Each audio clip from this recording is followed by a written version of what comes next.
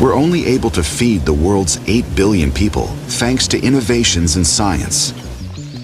In the 1940s, the pioneering work of scientist Norman Borlaug helped start a green revolution in Mexico.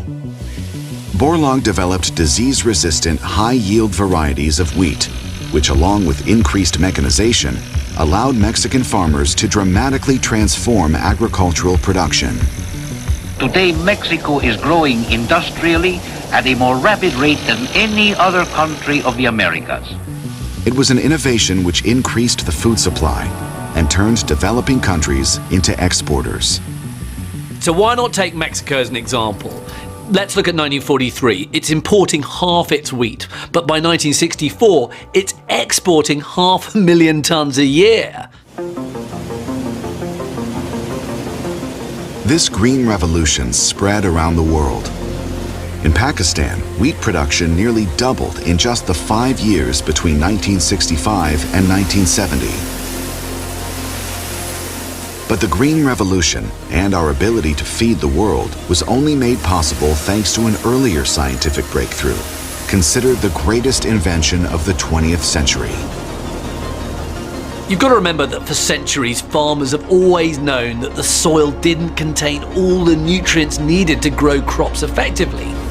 In farming, there was always a problem: how to increase yield and produce bigger, better, healthier crops. The answer came from a scientific innovation that made a fertilizer from the air around us. Now, the solution came from two German chemists. They were called Fritz Haber and Karl Bosch. And what they did in 1917 was to find a way to transform nitrogen, in the air into fertilizer.